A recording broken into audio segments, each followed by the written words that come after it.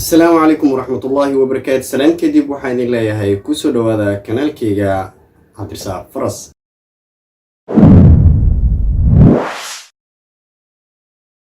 السلام عليكم ورحمة الله وبركاته. سلام كدب وحين الله يهي كوسو دوادا كنال كيغا عبد الرزاق فرس. سيدو كاليتو وحين الله يهي موضوع حاجرو aan laga aamusi karin inkastoo aan ka soo dahay laakiin Soomaalidu waxay yiraahdaan in aad soo dahdo waxay ka fiican tahay inaad ba imaan weyso inaan ka hadli waayo ayaa ka xun in aan soo dahay waxaan leeyahay marka ku soo dhawaada muuqaalka ku saabsan Maxamed Amiin Yaxye Buule wiilka sida xun loo jirdilay sababtiisu ay maaragtay لليهاي ونيكي وضاقها لكن أنا أقول هذا ما هو أريد أسأل معك إن شاء الله وديرة صار دونا كسر هذا مقال كمانت ركداي دور كداي رسكب شرم بوي وحوار أسرائيليا فيوز ترتيلا وحوار أسرائيليا إنه متقالاي وقبل يوحظ دريو أريد وحالة إيدا وعيوا سؤال أريد ببقاي وحابلا غالية وحيلا هرتيس ku dhaaranaya hadii aan wax la yidin inuu gacanteeda ku dilanayo hadii aan sameynina hooyada xakiiba aan faarax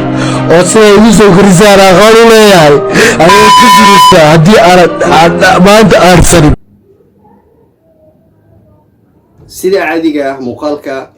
maantay wuxuu diirada saari doonaa ama aan diirada ku saari doonaa yarkan dhalinyarada ah muddo ka hor sidaan u hadlay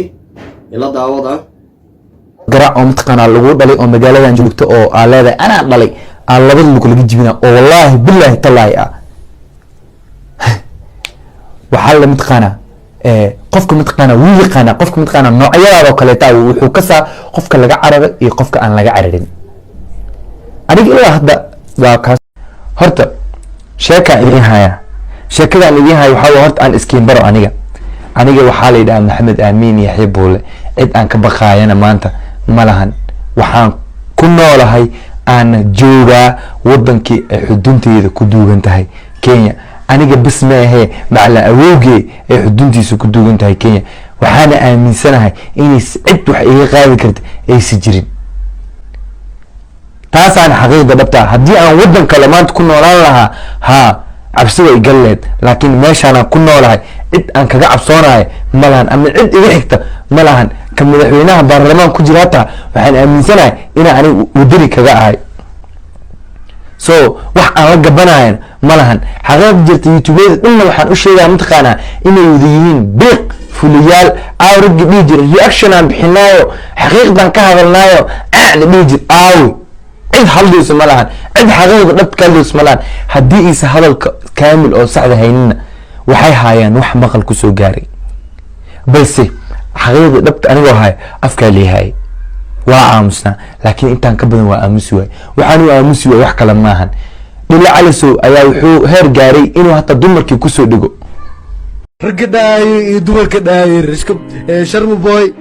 wuxuu waxaan u sameeyay views tarteeda wuxuu waxaan u sameeyay inuu mutaqaanayo oo qabiil iyo waxaas diriyo aniga waxa la ii dhaawacay waa su'aal aniga baqaay waxa ballan qaadaya waxa ilaahay hortiisa ku dhaaranaya hadii aan wax la ii dilin inuu gacanteeda wax ku dilanayo hadii aan sameynina hooyada xakiiba aan faarax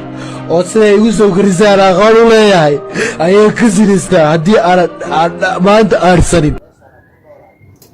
wiilkan warbixintiisa idin siiyo yarkani xurguf maalmahan taagneed oo maaragtay ku saabsan dhanka iyo Daara Calisow iyo Sharma Boy oo wuxuu isku dayay inuu ka hadlo marka ka hadalkiisuna wuxuu ahaa in maaragtay marka hore ballanqaad sameeyo inuu ka hadli doono dabcan hadalkiisa sida ka muuqata ama aad baraha bulshada ku aragteenba wuxuu leeyahay waxaan soo bandhigi doonaa macluumaad marka hore waa aamusnaa iyo wax noocaas oo afka leeyahay wax noocaas u leeyahay muuqaalkiisan iyo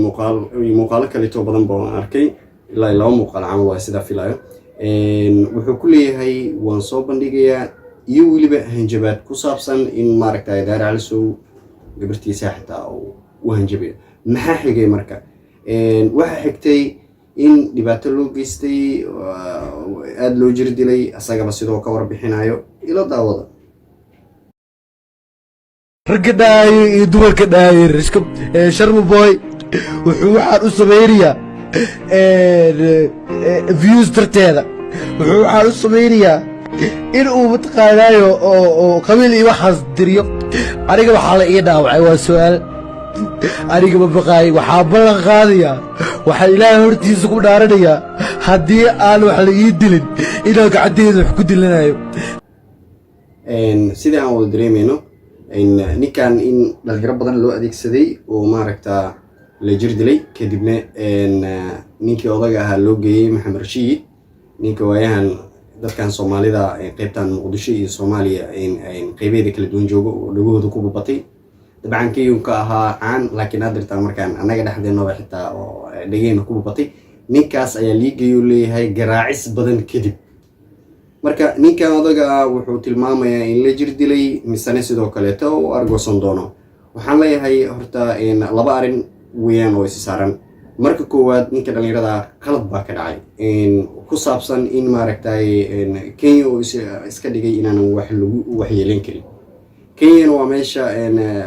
ninkii Sharma Boy ahaa iyo saaxiibkiisaba loogu hanjabayba.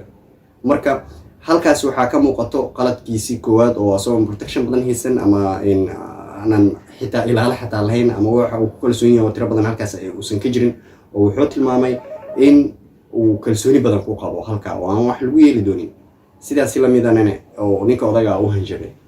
intaas wixii ka dambeeyay waxaa ka dhashay in falcelin ay timaado, kulli ciddii ka dambeysay lama garanayo, laakiin ninka loo saarinayo waa ninka odaga ahaa ee Daahir Cali Sow. marka ninkan dhibaatada loo geystay